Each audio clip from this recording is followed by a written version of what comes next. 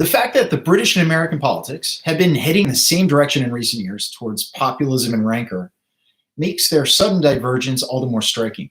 Boris Johnson, fresh out of intensive care, is preaching his country's secular faith, love for the National Health Service, and seeing his ratings soar. Indeed, almost every Western leader, including Giuseppe Conte, Emmanuel Macron, and Angela Merkel, has received similar or bigger double-digit boosts as their voters rally around the flag in this time of peril. America is a totally different case. After a small jump in the first weeks of the crisis, Donald Trump's ratings are back to their pandemic low. Most Republicans are with him, most others loathe him, and his handling of the coronavirus is viewed accordingly. Squinting past his vacillation and incompetence, the president's supporters say he is doing well, and almost everybody else disagrees. The coronavirus has killed 31,000 Americans, but it has not broken their partisan spirit. This is really hardly surprising. America was divided long before Mr. Trump launched himself on as a human wedge. The exceptionally bitter 2000 presidential election, with which both parties claim to have won, looks like a watershed moment, as perhaps the least decided by persuadable voters. Each subsequent poll has been won by whichever party did its best at mobilizing its supporters, or to put that emotively, by which felt angriest on the day. Surveys point to Republicans and Democrats becoming increasingly unable to emphasize, and reluctant to socialize with one another. Even before Mr. Trump made factionalization a governing strategy, it was hard to imagine a president wrapping his arms around his crisis-stricken country like George W. Bush did after 9/11 and then rallying to him. And of all imaginable crises, the coronavirus has shown a unique power to accentuate political differences. Though more devastating than any foreign attack, it's hard to figure as the sort of common enemy Osama bin Laden was. Notwithstanding Mr. Trump's effort to give it a Chinese face, he reverted this week to calling it the Wuhan virus. It is spread by Americans. That has created an extra layer of suspicion, especially as Republicans, taking their cue from Mr. Trump, were slow to adopt social distancing. Yet the virus is mainly accentuating partisanship because Republicans and Democrats are experiencing it quite differently.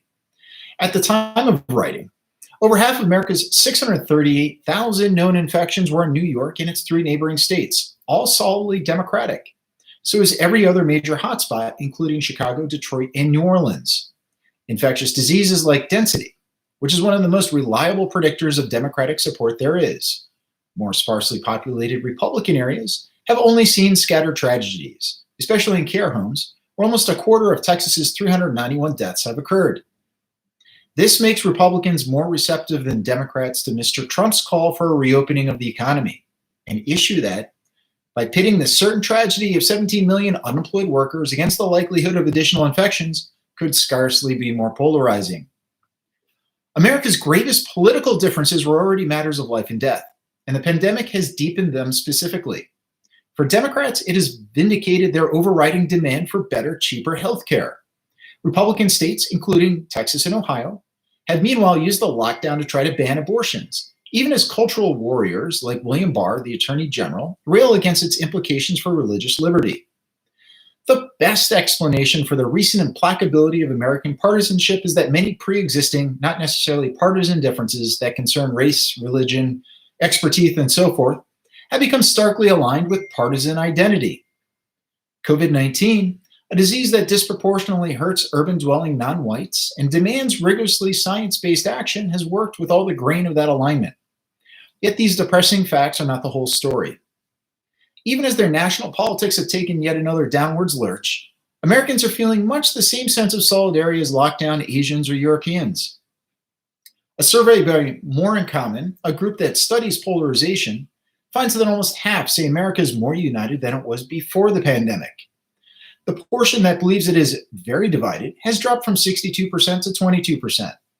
Over 90% of Americans believe we're all in it together, compared with 63% before the virus hit. And though there remain certain partisan differences in how seriously Americans view the virus, they have narrowed a lot. Republicans and Democrats alike are afraid of it, for the sake of their country, as well as their family and communities. Despite the partisan squabbling, this suggests most people are quietly minimizing their differences and pulling together. The main explanation for this apparent contradiction is that politics is local. In America's state system, Local governments are the front line against the pandemic, and most state governors are duly enjoying the same ratings boost as European prime ministers or presidents, even in fiercely contested states.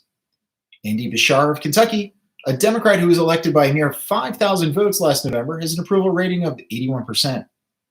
The main exceptions are the governors most tied to national politics, like Ron DeSantis of Florida, a Trump proxy with ratings to match. So, this suggests America is fundamentally the same country of concerned, good-hearted citizens as it ever was. Even when its national politics is seized by demagogues, responsibility and accountability matter in everyday governance. The unhappier flip side is that this divergence helps explain why Americans can bear to put up with and thereby sustain such dreadful national politics. It plays a much smaller role in their lives than the apparent momentousness of its life and death issues might suggest. In the current catastrophe, that is a consolation. But it also stands in the way of political renewal that America needs badly.